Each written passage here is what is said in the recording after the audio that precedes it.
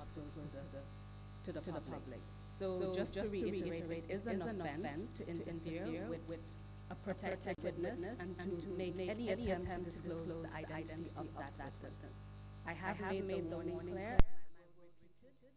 It is important if people want to know what is going on in the commission, if they want to hear witness testimonies, this is the best we can do to ensure that we protect witnesses, but at the same time allow the public to hear the evidence.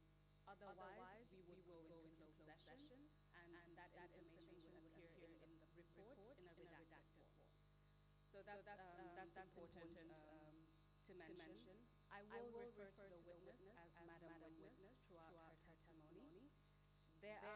I will hand out a protected information sheet to the commissioners so that the commissioners have available before them information that comes from the witness's statement that will allow the commission to conduct its fact-finding mission properly and to assess the content of what the witness is saying. That includes information such as the name of the witness, the background, the other identifying information, as well as individuals that we determined require protection. So other victims of sexual and gender-based violence, other victim survivors are also listed in the protected information sheet. And whenever the witness needs to refer to a particular individual, I will ask her to refer to the number on the protected information sheet, and so the commissioners will be able to follow her testimony fully, even if the general public does not know who she is referring to. But at the same time, the general public will have information in order to be able to contextualize the witness's testimony, because they will know what the witness is talking about and the circumstances without knowing the identity of the victim. So I think it's important to highlight those points. The rest of it is information that I will go through as I'm conducting this with the witness. It is voice distortion, so hopefully we will be able to hear very clearly what the witness is saying without by the witness's voice. So we will test out the quality as we proceed.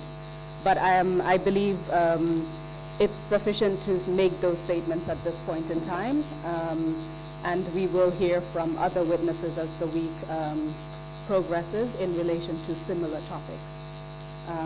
I would leave it at that for now. Thank you. Thank you very much indeed, Counsel, for that very clear explanation and also for the guidelines. If you are ready to introduce the witness, you may proceed now.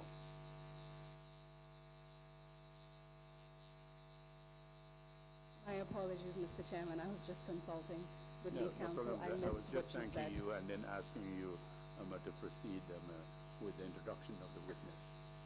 Please go ahead. Thank you very much, Mr. Chairman. I will give the usher the list, the protected information sheet for each of the commissioners, and for two of the commissioners, I would ask that you sit behind the commissioners so that you can help them if there's any need to go through the list. And also just to remind the commissioners that when it is time to ask her questions, please do not forget to refer to her as Madam Witness, or not refer to her at all if you so wish. Thank you. Good morning, Madam Witness.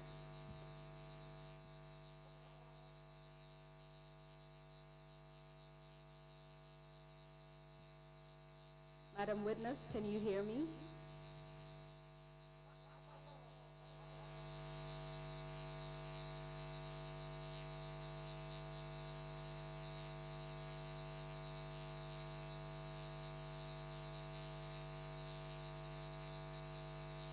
Good morning, Madam Witness.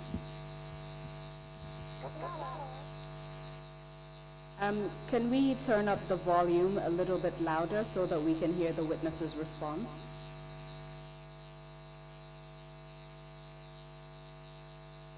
Can you hear me, Madam Witness? Well, we can barely hear you, so I would ask the technicians to sort out the sound quality, and then we can proceed.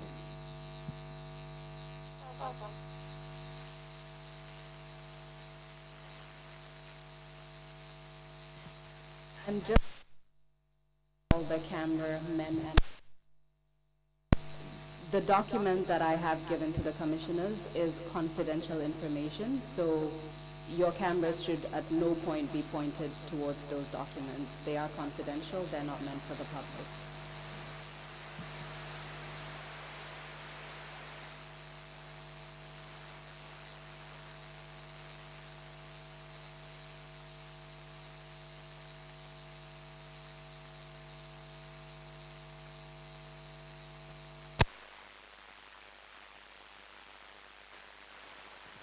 Madam Witness, can you hear me?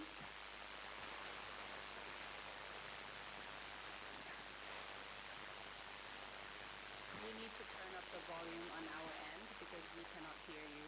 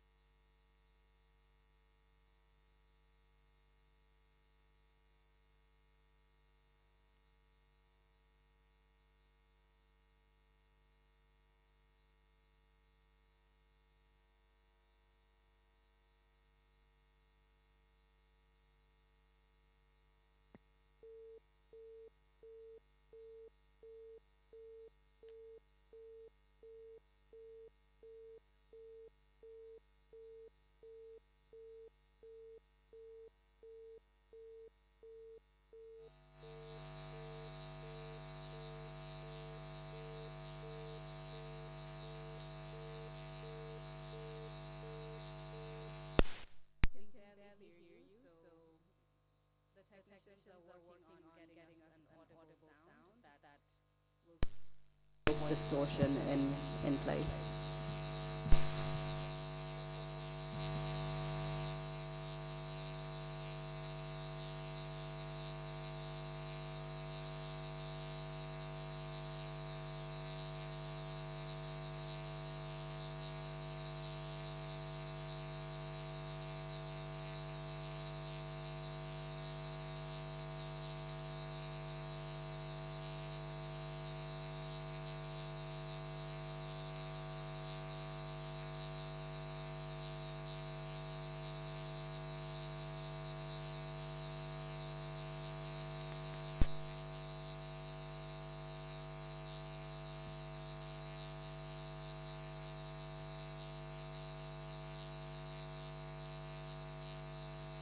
Madam Witness, let me try again.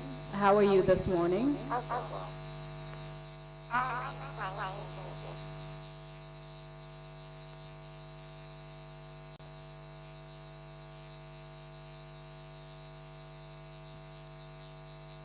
We're going to start. Can you hear me clearly?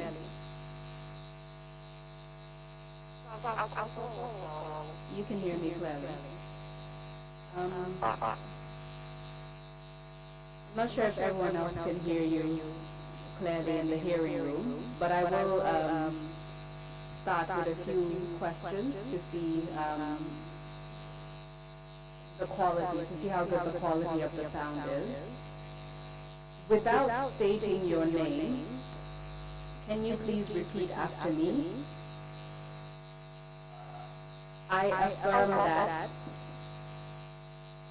I will speak the truth, the whole truth, and nothing but the truth.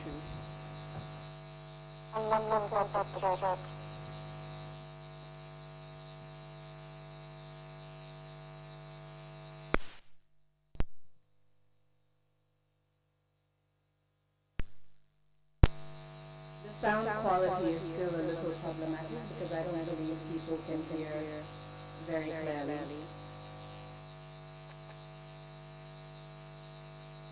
Technicians, can we have an indication of when we can proceed?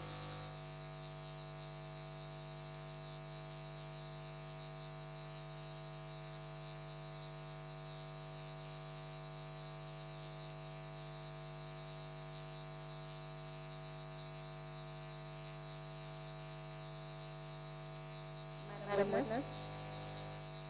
Yes, hello? I'm trying to see if it is clearer in the headset than it is on the audio. Okay.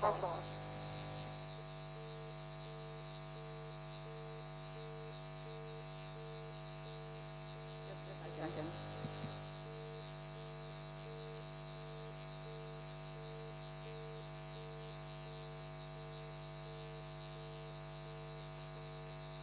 Please bear with us.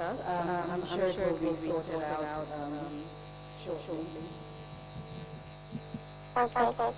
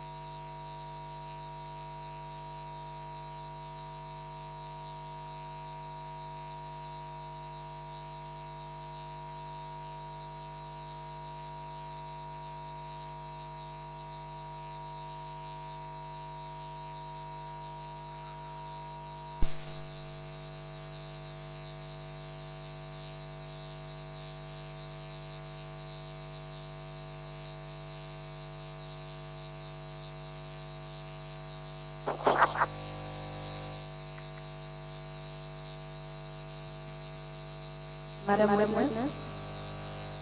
Hello? I believe that is much better. Can you say something? Yes, I can hear you. Okay, that is much better. We can hear you now. I will repeat the affirmation. So again, without saying your name, repeat after me.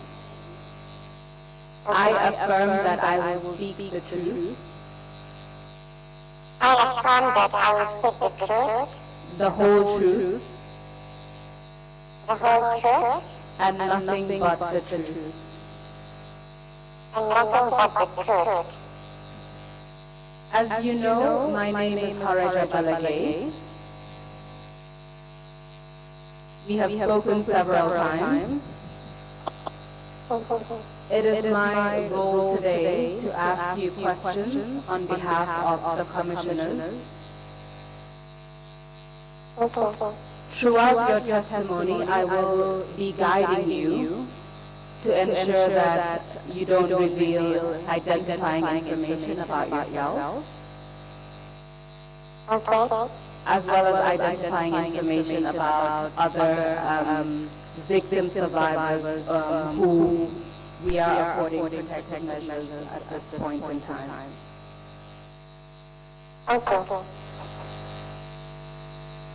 As I mentioned to you previously, there is interpretation in the hearing room. And also, because this is an audio-only session, we both need to speak slowly so that there is no overlapping speech, as well as to allow the interpreters to finish interpreting into the local languages. If at any point my questions are unclear or you would like me to repeat or explain something, please feel free to ask me.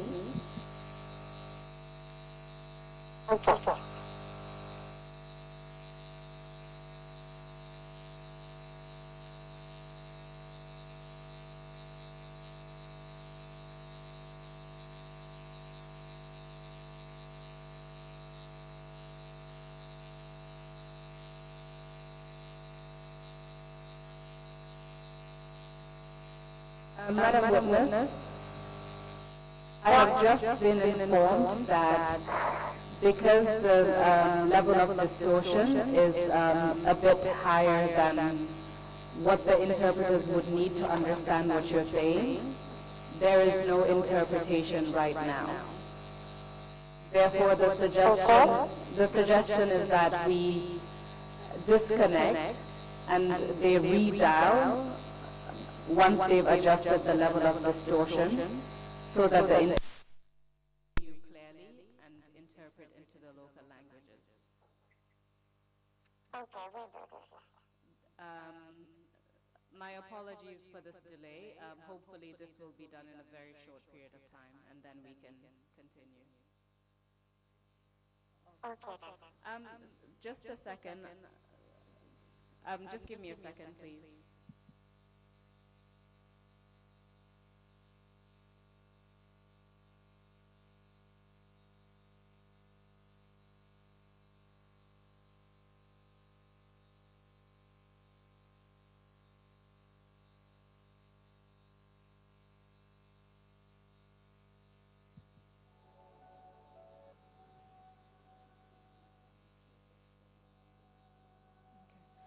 Mr. Chairman, the suggestion is that we have a short pause for about 5 to 10 minutes while they reconnect to the witness and sort out the level of distortion to allow the interpreters to interpret into the local languages.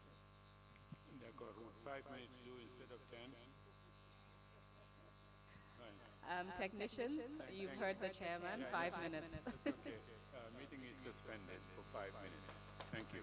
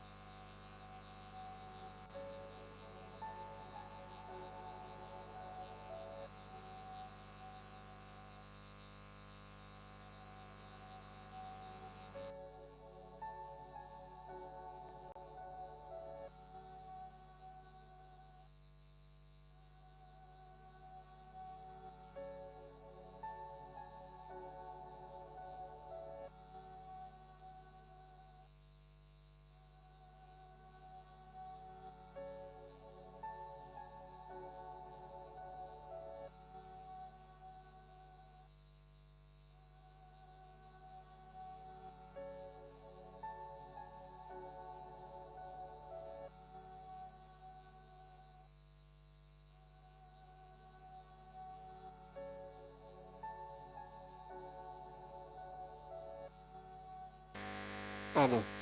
Yes.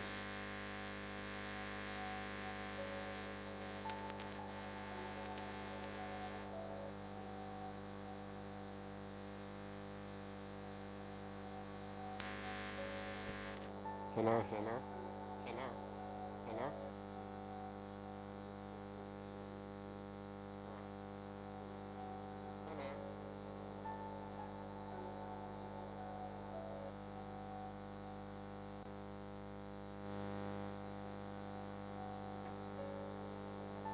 Hello, hello, hello.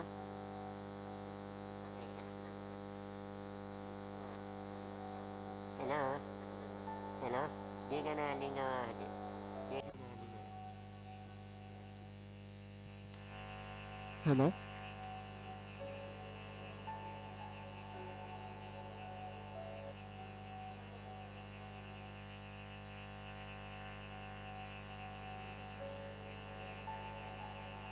Yes. Hello. Hello. Hello.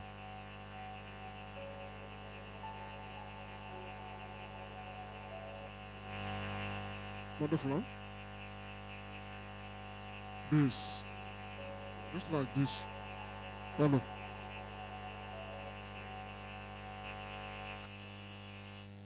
Hello. Hello, hello. Hello. Hello, hello. Why in the TRRC? Hello, hello. Hello.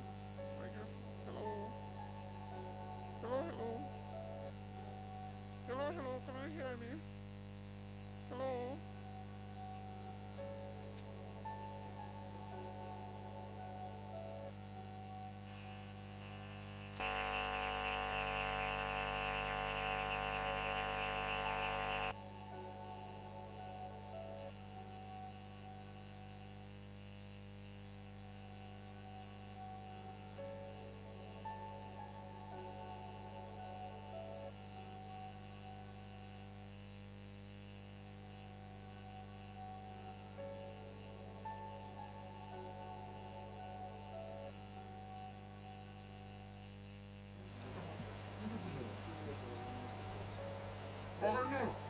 Ya, bueno, vete. Yes, Olive. Yes. Olive. Yes, Olive.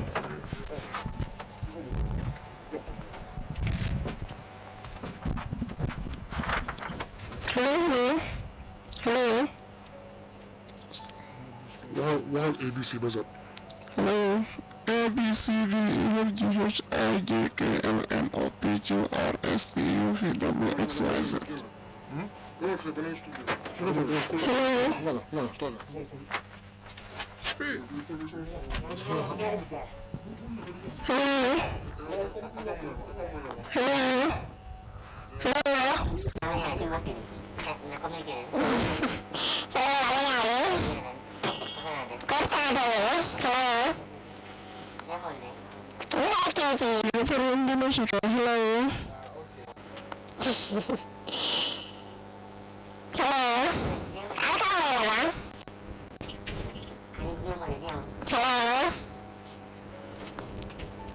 Hello.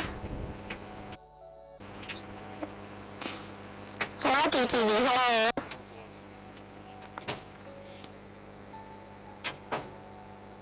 Hello. Hello, TTV. Hello. Hello, TTV. Hello, hello. Hello.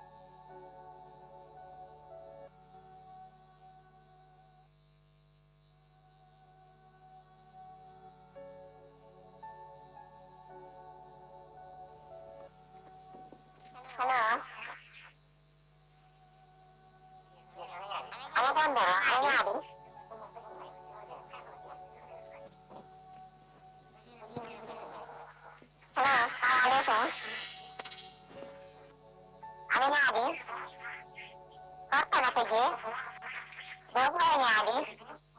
Alvata.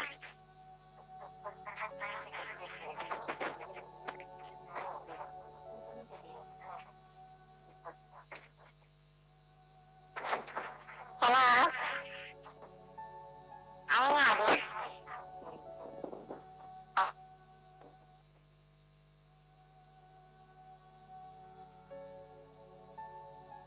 Ini kan TRRC.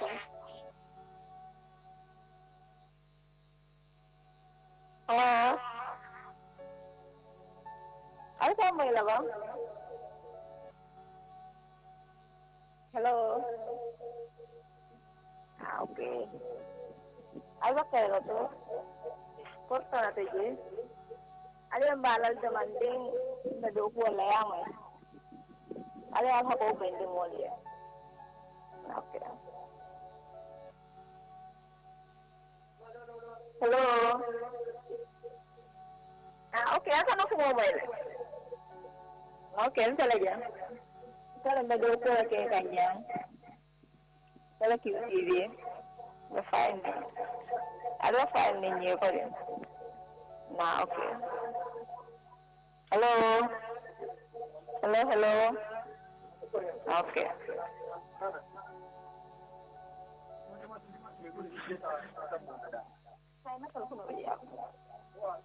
Hello? Ano nga, di? Okay. Sala lang. QTV lang. Naduko na kita. Yan na rin. Hello? Ano nga, di? Yan na rin. Madami nyo na rin ba? Hello? Ano nga, di? Duko na nga, di? Hello? Hello? Ano ka mo naman? Mark, duko na nga, di? Yung model nyo? Ikaw mo naman? Hello? Hello? Okay. Hello?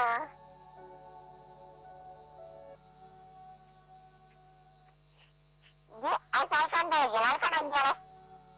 Udah kuala. Hello? Jangan dapat apa ya, sama apa? Bantu tadi? Okay. Hello? Assalamualaikum. Apa ya? Kenapa sih nggak jadi ane? Mana dia ane?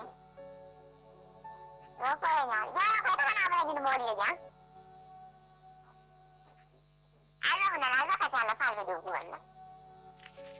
Jangan kandung. Ada nyari. Mana dia? Kalau ada ukuran lah. Ini lagi kalau gol. Hei, ide bantu saya kembali. Saya event je. Nak maafkan. Boleh ngai kan kalau videonya lagi. Siapa? Siapa? Ha, walau boleh loh. Boleh loh, mata lagi ni. Dia dah boleh kan boleh. Itu bawa ke Nigeria ni. Mau dia amol, ini kan tak kita. Ada apa kita? Ha, ni ada apa salah? Hello. Ada apa salah? Hello. Okay. Kalau orang macam ni kan dia amol, walau boleh loh. Tidak boleh, tidak yang boleh tu yang dia dia. Apa tu boleh? Apa yang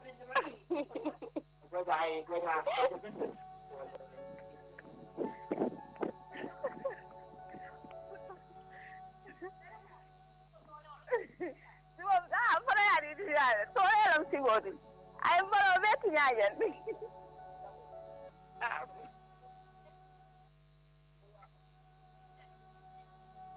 Apa dia? Hello. ñaadi ala di are yo sole ñaadi albaka okay banan fela jawu e fayni importante ji aya kulni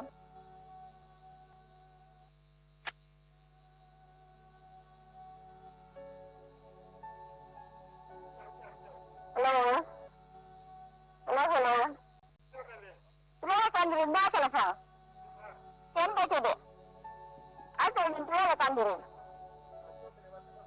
kami ba pare inshallah ni ala sonda sain sain ko zere so ne yalla ayo mol baral doro ta cool ta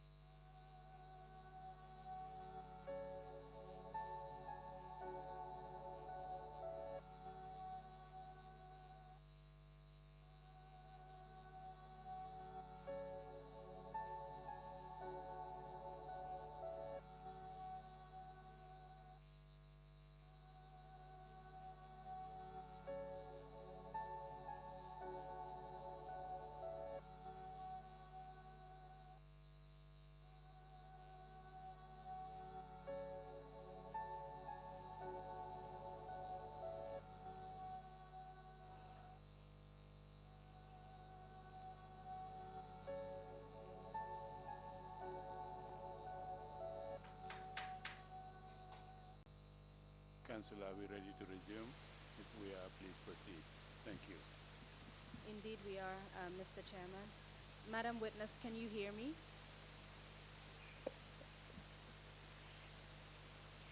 Madam Witness, hello can you hear me? not so loud I can't hear you well Have you turned up the volume on your side? Because I've just done so. yeah it's okay now Okay, perfect. We will start again with the affirmation. And again, without Okay. mentioning your name, please repeat after me. okay I affirm that I will speak the truth, I affirm that I will speak the truth, the whole truth, the whole truth, and nothing but the truth. and nothing but the truth. As I mentioned earlier, you already know who I am. I told you a little bit Yeah. about the rules we have today to ensure that your testimony runs smoothly. I will proceed with Yeah. the topics that I will cover today. The Okay. main topics are as follows. There is some information that I will refer the commissioners to. So information such as your background.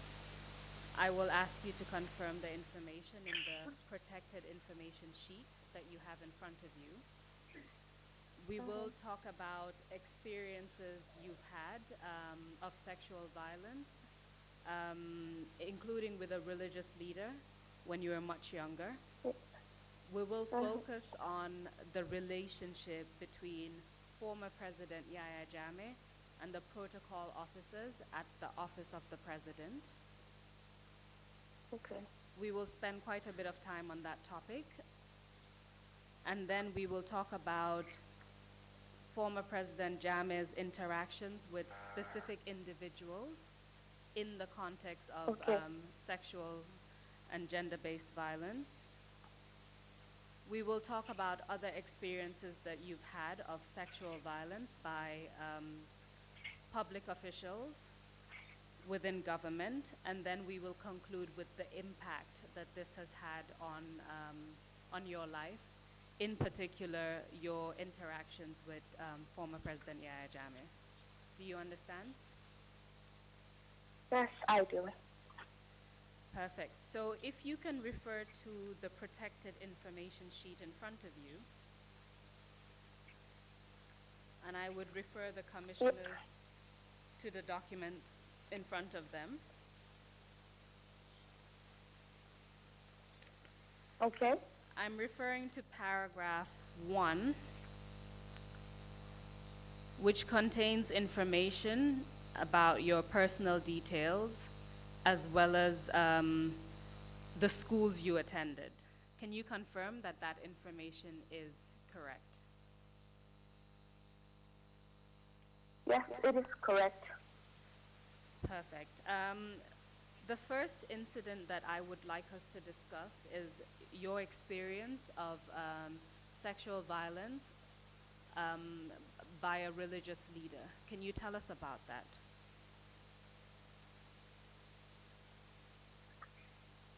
Yes.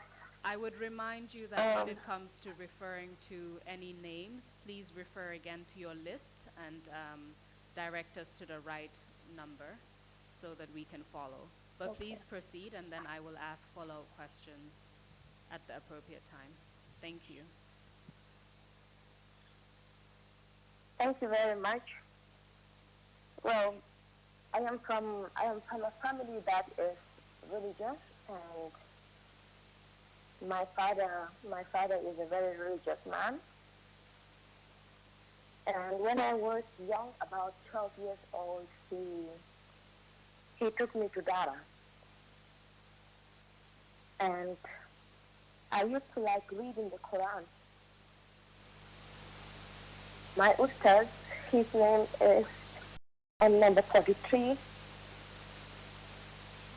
Number 43 Sorry, on I'm the a little protected. bit nervous. Number 43 on the protected information sheet, correct? Ooh, yes. Thank you. Please proceed. Tell us what happened.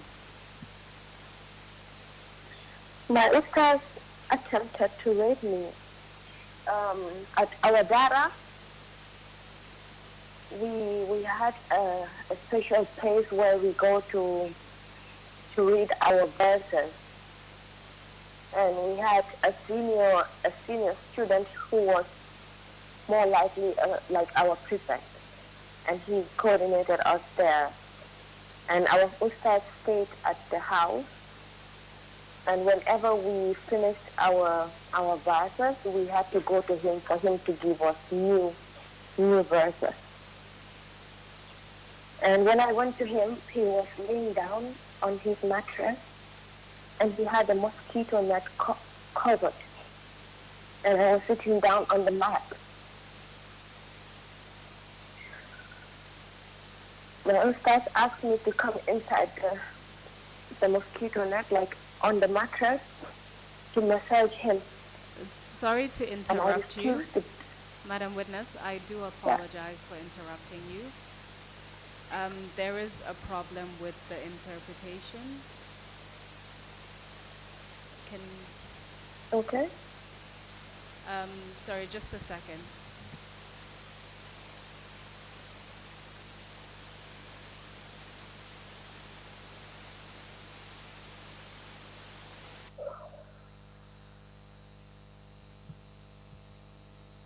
You told us that when you were about 12 years old, you were attending Dara at the time.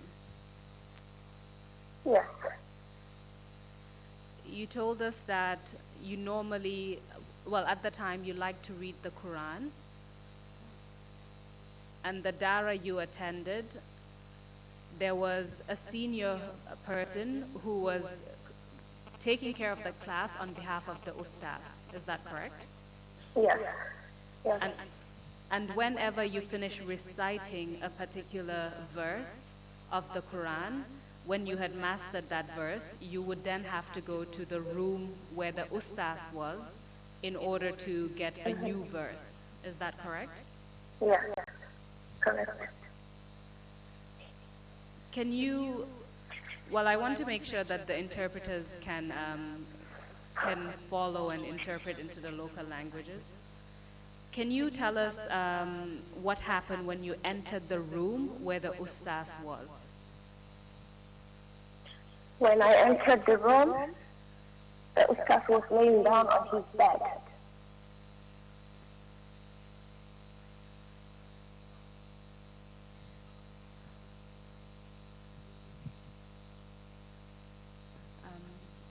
So you said when you entered the room, the ustaz was lying down on his bed. You told us earlier that the bed was surrounded by a mosquito net. Is that correct? Yes, that is correct. And then you said when you entered the room, the ustaz told you to come to where he was, which is the bed he was lying on. Is that correct? Yes, that is correct. And can you continue telling us what happened? Please try to raise your voice a little bit more so that the interpreters can follow. And please continue telling us what happened. Thank you very much. Okay, when I entered and then he asked me to come on his bed to massage him. I refused to do this, and he had a knife by his side on the bed, and he started, it was a push and pull, and he slapped me here and there on the face, and then he wounded me on my back. I still have the scar on my back. I don't know if he used a knife or something else, but for me, what was important is to escape that situation.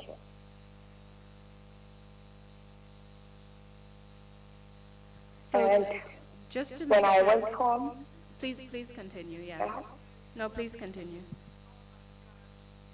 when I went home, it was some minutes to Maghrib prayer, and I was shy to explain this in front of my father. So I waited until he went for prayers, and I told my mom. When my father returned, my mom wasted no time. They went to his house to confront him. But when they arrived there, the ustaz was no more there. He left.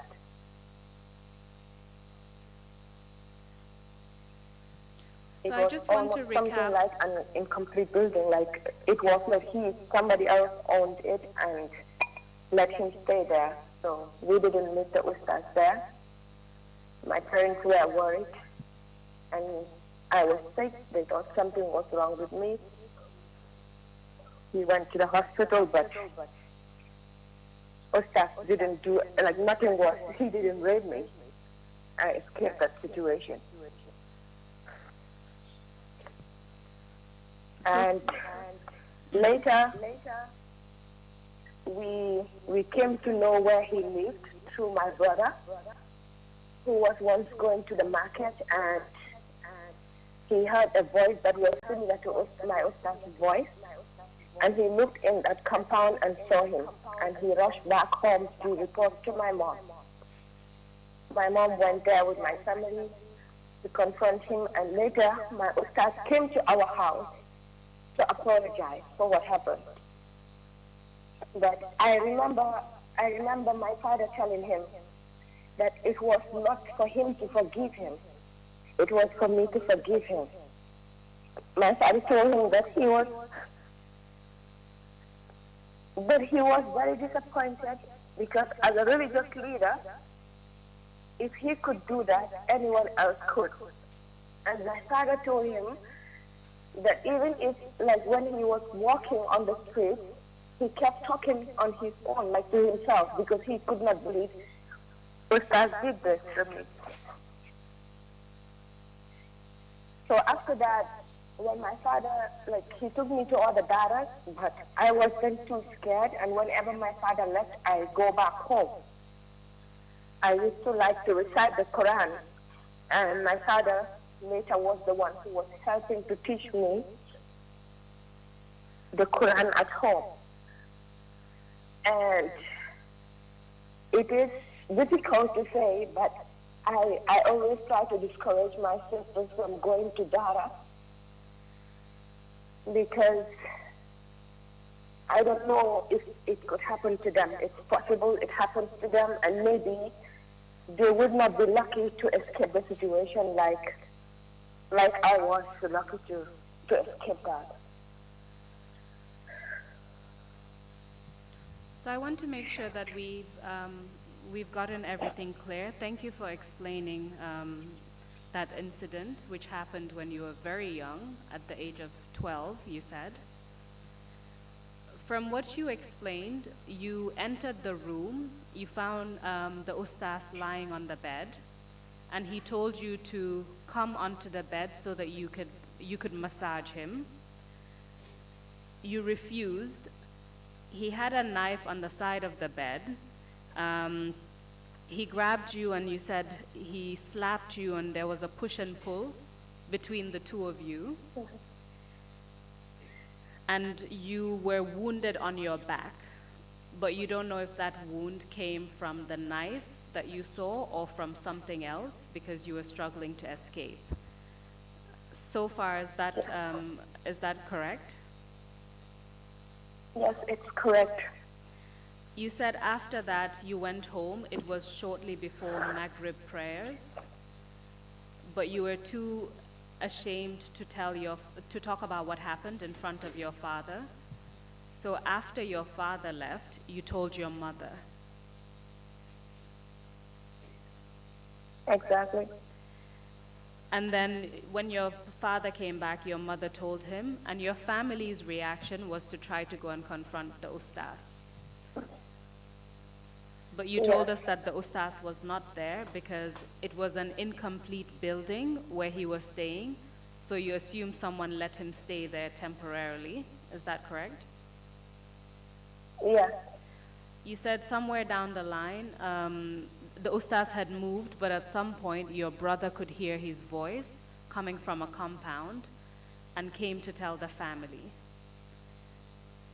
Yes. And so your entire family went to Ustaz and confronted him. And then he apologized. Yes. And he was asking your father to forgive him. But your father said it wasn't for him to forgive, it was for you, the person who had suffered this experience, to forgive or not. Is that correct? Yes. And you said your father was disappointed because this was a religious leader who was doing, who did this to you. And you said as a result of that, you started discouraging your sisters from going to Dara because you didn't know if they could experience the same thing and whether or not they would escape, which is what you managed to do. Is that correct? Yes, that is correct. You also told us that you went to the hospital after this happened to get treatment. Yeah.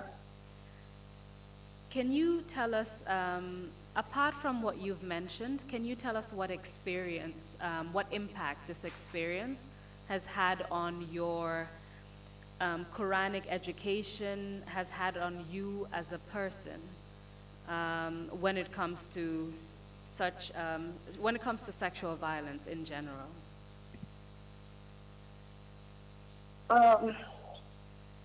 One thing for sure was I didn't get the chance to complete what I wanted to. That was to make sure at least I know a lot about the Quran, because I stopped going to Dara from that incident. And unless my sisters or brothers decide, okay, for brothers maybe, but you never know what could happen to them as well. Boys can also be victims of sexual violence. But I am very particular about my sisters. I always tell them not to go to Dara, even though I know my father always wants them to. And I will not let my kids to go. I will try to teach my kids what I know about the religion on my own. But I am not judging all the ustazes, but you never can tell who the bad ones are. And for me, from that incident, I don't want to take the risk anymore. I am very protective when it comes to my younger ones because I don't want them to go through that. So I don't have trust anymore when it comes to some of those teachers because this was an ustaz that my family really trusted. And I can remember him very well. I can remember the way he recited the Quran. I can remember how he preached us. I can remember how he taught us the sunnah. And if he could turn out to be somebody like that, well, I am sorry. I am a Muslim, but I will not trust them.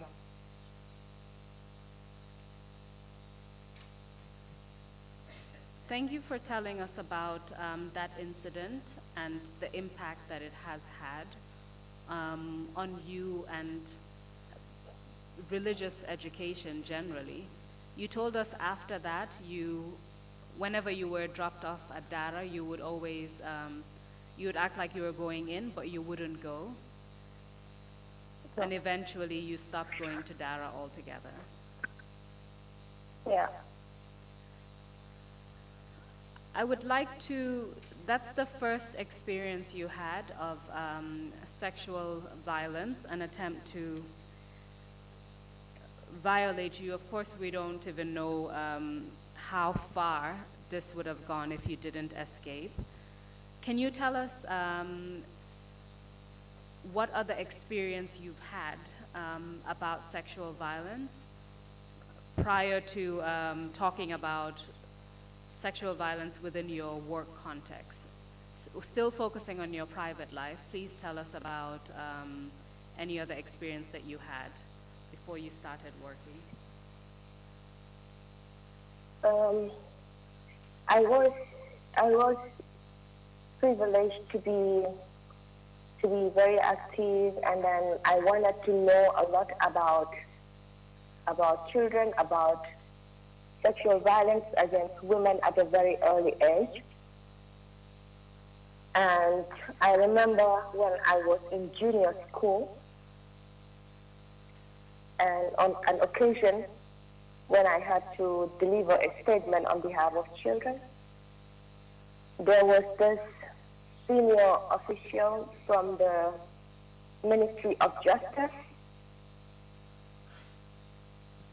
Sorry to After my interrupt statement, you.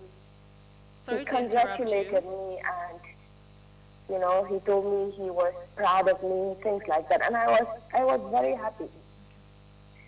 And with one of my friends, he said he wanted to give us a lift.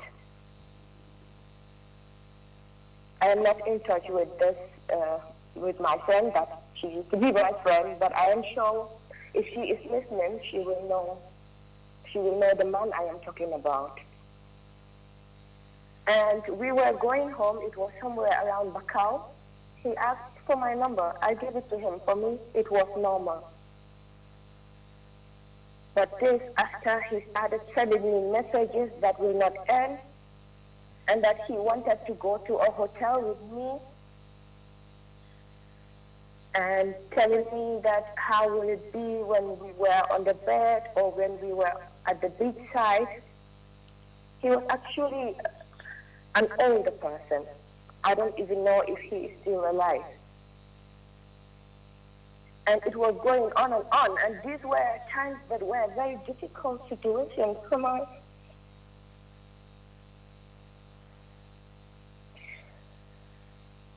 Please take your time, Madam Witness. These were very difficult situations for my family, because these were times that we even went to school without eating. It was very difficult for us. Survival was very difficult, and seeing a man who could help, but he only wanted you to go to a hotel room with him in order for him to help. he told me he was going to be made an ambassador. And I remember I reported that issue to an NGO. I cannot reveal the name right now, but I think I provided this to you. Why don't you refer us to, first of all, the name of the senior official from the Ministry of Justice, and then you can refer us to the information regarding who you reported this matter to. His name is on the sheet, is number 44. Thank you. And what about the organization that you reported the matter to? And the individuals you reported the matter to? It's on paragraph 5 on my statement, and that would be point number 3 for the commissioners to follow. At that time, you said you were in junior school. How old were you? I was about 15 years old. So you said he continued to send you these messages about going to a hotel, what you would do on a bed, the beach side, messages like that, and he wouldn't stop. Then you reported him. Stop. Mm-hmm. And, you know, I have this type of mom that was always looking. When something was wrong, she knows it, and I was becoming worried that my mom will know something was going on. So I reported him to an NGO, and they wanted us to trap him. Like, I had to go ahead with what he wanted, like to go with him to the hotel so that they could catch him red-handed. But I was too scared to do this. So there was one person he was a government official, and he was working at the defense, at the Ministry of Defense. I decided to go to him and say, sir, this is what is happening from one of the government officials, and you are the only one that I know working for government. And you are the only one who can help me with this. Please tell him to stop it. Because this individual was helping me, was supporting me with my education. And he decided to call this person that was sending me messages constantly. At first, he tried to deny it, but the one I reported the matter to told him that he can't deny it because he saw the messages and it was the same number that he used to call him. So it was after that, this individual from the Ministry of Justice decided to apologize and said it will not happen again. And so you were only able to get him to stop by involving another government official who was basically influential at the time. Is that correct? Yes. Can you direct us to the name of that individual in the protected information sheet? Can you tell us in which paragraph it is? It is, well, on my statement, it is on paragraph 5 and it's highlighted on number 3. So that would be number 3 on the protected information sheet, paragraph 5, the last name in paragraph 5, is that correct? Exactly, yeah. And so after this particular incident, can you tell us generally how you felt about issues of sexual violence involving people who are influential in society, so to speak?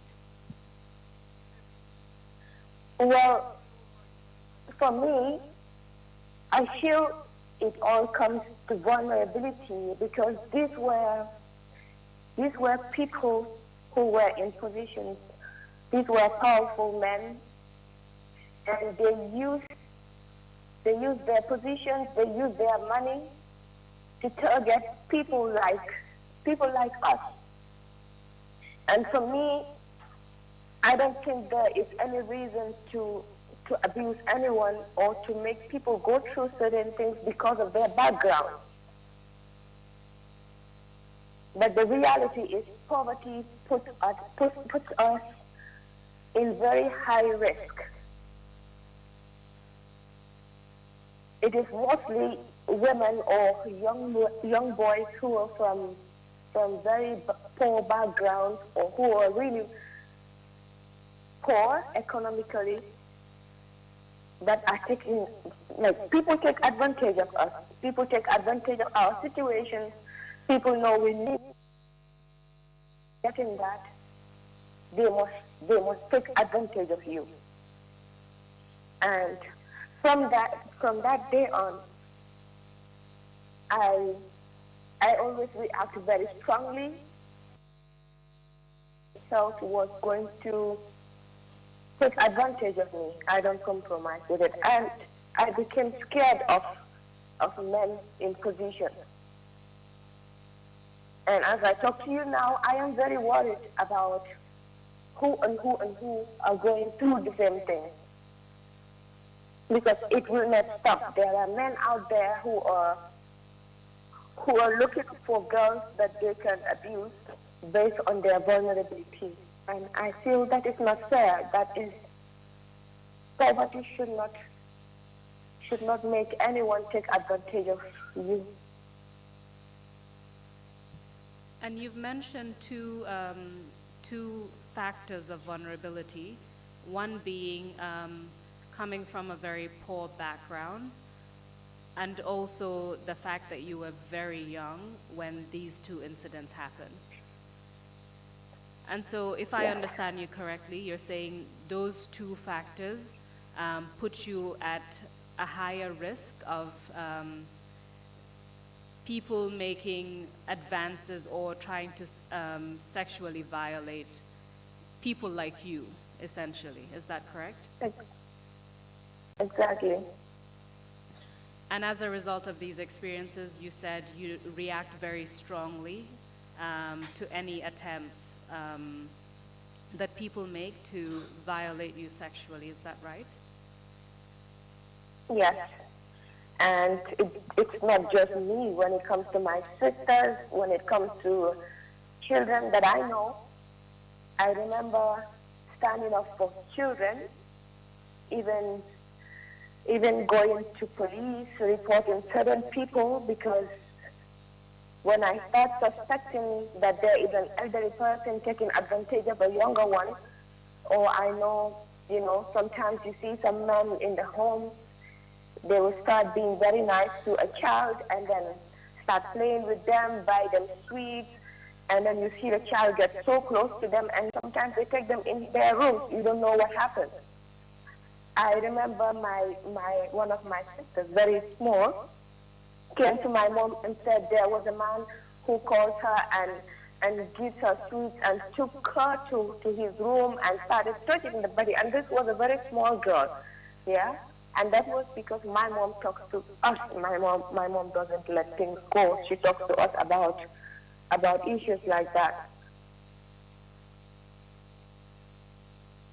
So there are other people that are going through that, and for me, if I see such things, I don't keep quiet. I make sure I react to that. Maybe sometimes I overreact. That might be as a result of what I saw, but it's better to act earlier before it is late. Prevention for me is better than cure. So after those experiences that occurred while you were still at school, you finished high school, and then you started engaging in certain activities. I won't go into detail about those activities. I will simply refer the commissioners to paragraph 6, which is 6 and 7, which are basically numbers 4 and 5 on the protected information sheet. And those activities, I can call them youth activities, led you to meet the former president, Yahya Jammeh. Can you confirm the information that's in paragraphs 6 and 7? Yes, it is correct. So you mentioned exactly when you met Yahya Jammeh, including the dates and through who you met him, and that's in paragraph 8, which is listed on point 6 of the protected information sheet. Now, bearing in mind the protective measures, can you please tell us about that first meeting, your first one-on-one meeting with President Jammeh? Okay. I remember during my meeting with him,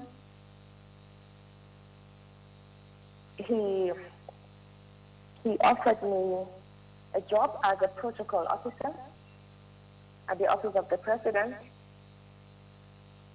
But, you know, everything was just too new to me and so quick. So I told him I wanted it because I can remember he even asked me 2 times, don't you want to do the job? I said, I want to do it. But can you please give me time to talk to my parents about it first? And he said, it is okay. You can go ahead, and when you are ready, you can contact the chief of protocol and you can start working. And I went home and spoke to my parents about this, but on that day, he gave me some amount of money, summing up to $100,000 for a project I was working on, which I appreciated a lot. And I went home, but the advice I got from my family was, it's better if I had to work there, I do it through the normal government procedure. And I communicated this back to the office of the president, and you know, this took some time. It took about 4 to 5 months. And I got a call, I went to the PMO, and I went through certain interviews, and then I was given the job as a protocol officer, grade 8. In fact, during that first meeting, when he gave you $100,000, that was in relation to the project that led you to meet him in the first place. Is that correct? Exactly. And so eventually, you went through PMO and were awarded, you were appointed as a protocol officer for the Office of the President. Do you recall how much you were earning at the time? My salary was a little bit above 6,000. I can't remember, but this was what I was earning. And that would be per month, correct? Per month. So when you started working as a protocol officer at the Office of the President, you've given us the date of when you started, and that's in the protected information sheet at point number 7 in paragraph 9. But when you started working, can you tell us if there were the individuals that you were working with, if you would categorize them into different groups?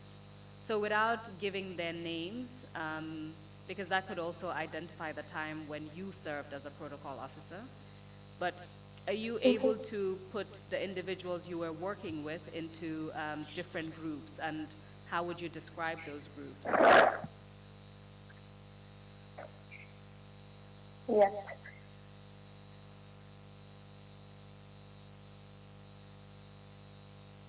We were 2 groups.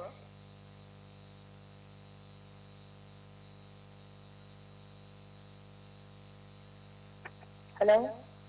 Yes, we can hear you. How would you describe the two groups? Yes. Oh, yeah. We had one group of women that were related to him and another group that were outsiders.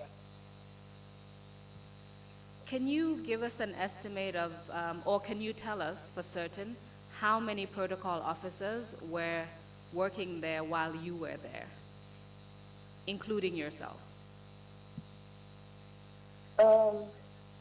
About 10 to 12 of us.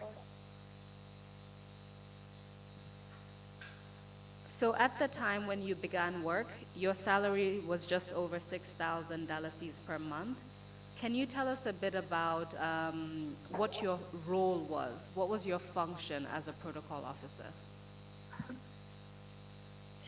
Well, there we had to be at the office at about 8:30, and we had to wait for our boss at that time, the chief of protocol. And from time to time, that was not always, we helped to prepare the meetings, and, you know, when guests arrive, we welcome them. And sometimes we serve them drinks. When the president had to travel, at times it was in turns, yeah, not all the time that a protocol officer had to go. He chooses some, and at times we go with him as a delegation or we go in advance. Sometimes we type letters, but that was only when there were big events like birthdays or other celebrations.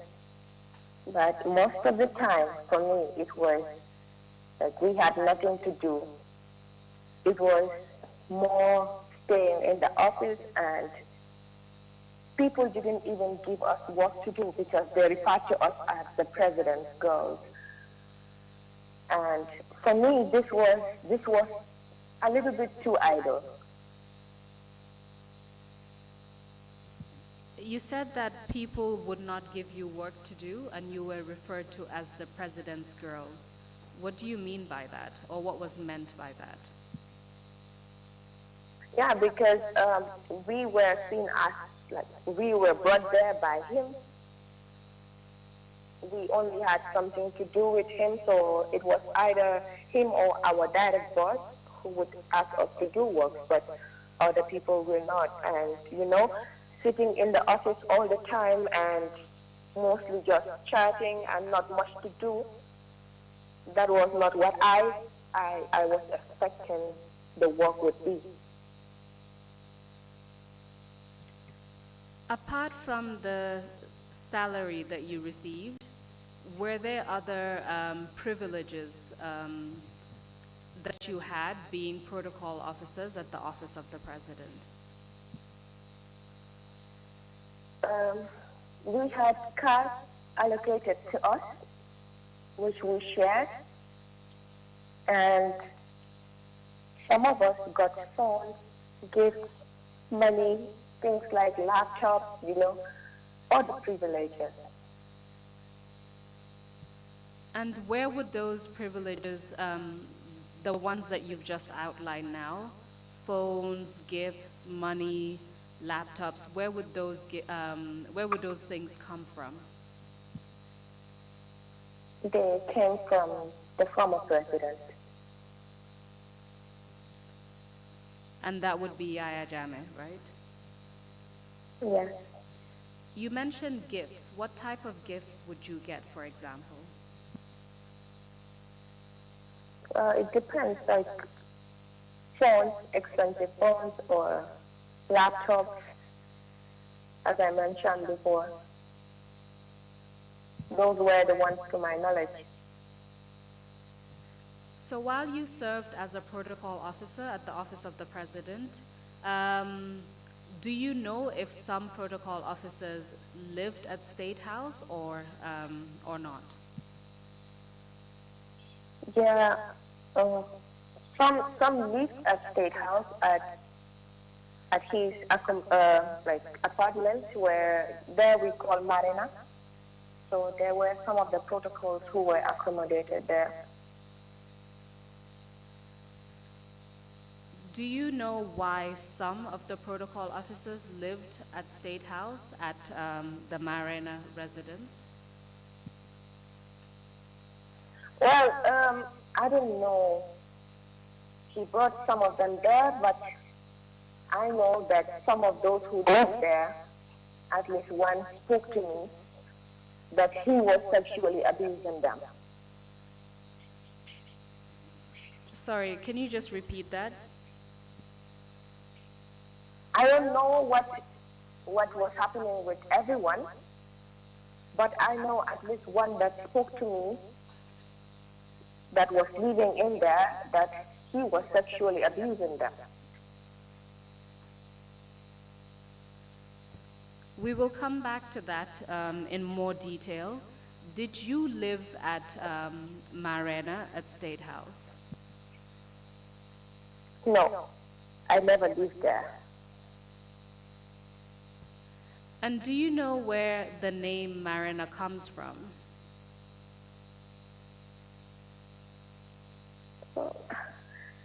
Marina was, it was at his residence, it's Marina, but we call it Marina, so it was located within State House. So closer to the Marina Parade side, is that correct? Exactly. Okay. So you did not live there, but you worked with some of the individuals who lived there. Can you tell us whether after you started working as a protocol officer, whether any promises were made to you when you took that position, or at some point subsequently when you took that position? Well, when I was working there, he promised me a scholarship. He asked me to apply for any school of choice, and that he would pay for everything. Because for me, that was very important. I wanted to be educated. But I did apply for the school, and I got admission, but it didn't happen. And when he offered me the scholarship, it was one of the happiest days of my life. You told us that you were from a poor background.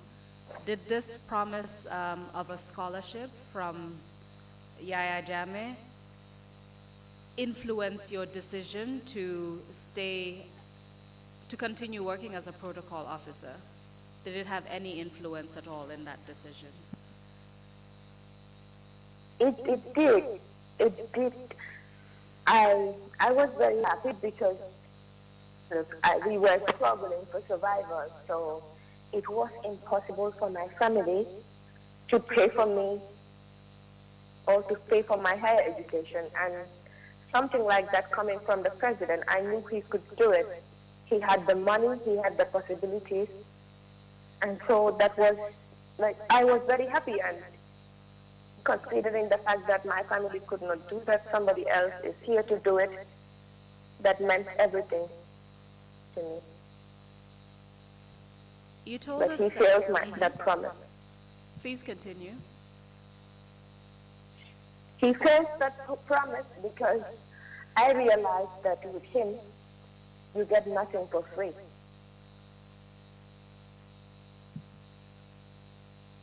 We'll come back to that in more detail. You told us some of the duties of protocol officers, including traveling whenever there were trips abroad. You would take turns to do that, correct? Yes. What about within the country? Did you go on any tours or trips with the former President Yahya Jammeh? Yes, we usually had frequent trips to Canada. Can you tell us about those trips to Kanilai? Yes, whenever he goes to Kanilai, we accompanied him, the protocol women, and this was happening almost every weekend. And there were so many programs happening there, musical festivals, musical jamborees. And sometimes we stayed there for up to a month. And in Kanilai, we had our own, like it was a big room within his apartment, within his compound.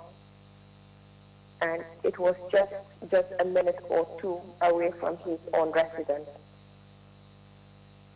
So we stayed there with him, and sometimes we go to his apartment to sit with him and talk. But sometimes we just sit at the corridor, and then whoever he wants to go in will go into him. So to be clear, while you were at Kanilai, you told us that you would go sometimes every other week, sometimes you'd stay there up to a month, but you would all stay in a big room that was within the same compound where Yaya Jammeh lived. And this place was about a 1-minute walk from Yaya Jammeh's residence, correct? Yes. You said that he would call you, the protocol officers, to come to his residence. And sometimes you would be inside, sometimes you would sit at the corridor. Around what time of the day would he normally call you protocol officers?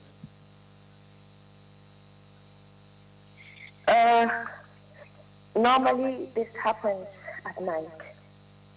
All the ones that not all, but most of the ones that I witnessed happened at night. Do you recall around what time of the night they would normally happen?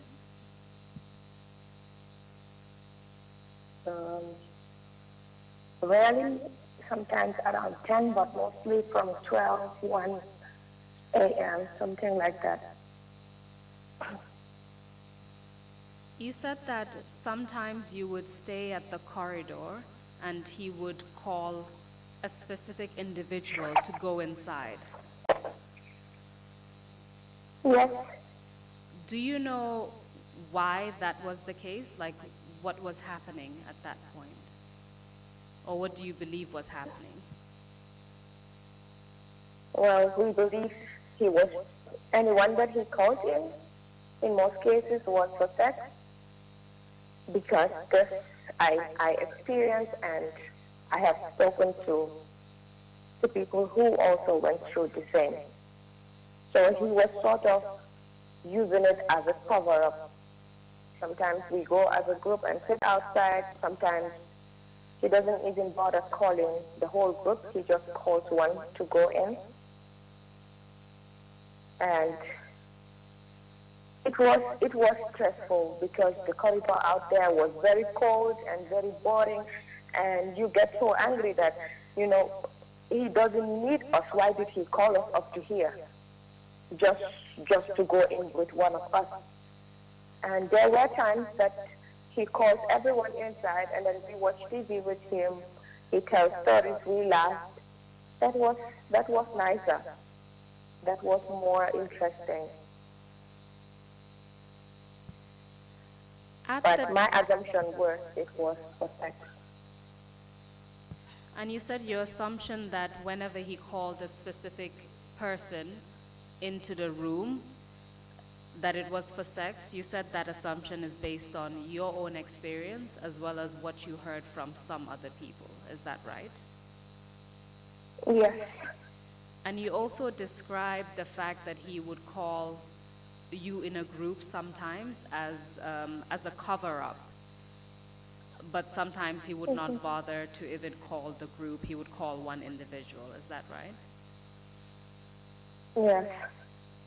Were all these individuals protocol officers, or did it include other individuals who were not protocol officers?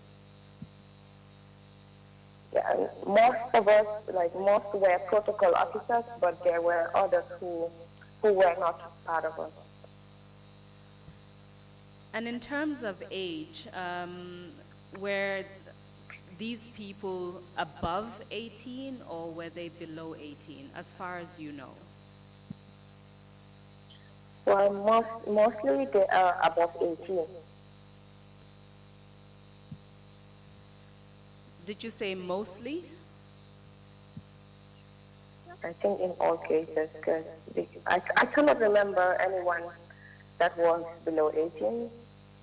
Like I cannot really know their ages, but the ones that I know, they were not below 18. And you told us that during these occasions, you obviously had your own experience, but you heard from some other people that it was for sex. Yes, I did. Do you recall any particular example of someone telling you what happened to them when they were called individually by President Jammeh to enter the room? Yes, I do. For example, one of the victims who spoke to me, she told me that the former president abused her sexually. She told me that Jimby took her there and that the president punched her. And after, like when she refused to sleep with the president, he told her that she must have sex with him. So he forced her, and I tried to advise her. I spoke to her. I said, don't do it if you don't want to do it. Say no to him or report to your mom. But because she was too scared, because the president wouldn't support her without doing it, and because he was more powerful, he succeeded in abusing her.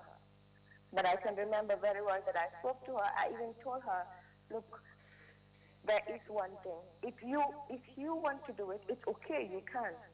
But if you don't want to do it, don't. But you have to know that maybe if you don't, you might go through what I am going through. He might sideline you. He might not want to do anything with you. So I know that individual who spoke to me.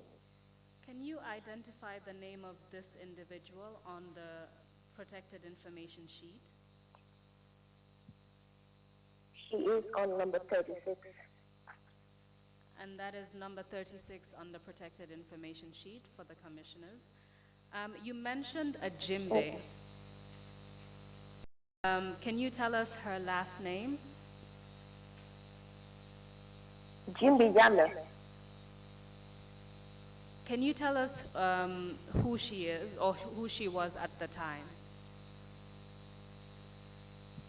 I think she was a nephew from the president, the former president. A nephew or a niece? No, niece, sorry. Yes. She was the president's niece, yeah. And what was her role at the time? She was a protocol officer, but I call her a pimp. Why do you call her that? Yeah, because most of the time, to what I witnessed, she was the one taking girls to the former president. And for her, that was very normal. And with her, if it was successful with the president, she becomes more close to you and very friendly. Like her mood depended on what the president was doing. When the president was happy with you, she was happy. When the president was not, she was not. And yeah. So thank you very much, Madam Witness. I note the time. I believe we're going to take a very short break and then we will continue. Thank you very much for answering my questions. I will hand over to the chairman to give us more direction on what we can expect. Thank you, Madam Witness. Okay. Thank you, Thank Council. Council, We would normally take a 30-minute. We would normally take a 30-minute break, but I hope when we resume, we wouldn't have any technical difficulties. If we are going to have that, we might as well continue until the lunch break at 1:30. But you guide me in terms of questions and other things that you have on your list, what you're going to go through. What's your advice? I would suggest that we take a shorter break, perhaps of about 15 minutes, because we've lost quite a bit of time trying to connect to the witness. And so we have lost about half an hour, and the witness will not be able to stay beyond a certain time.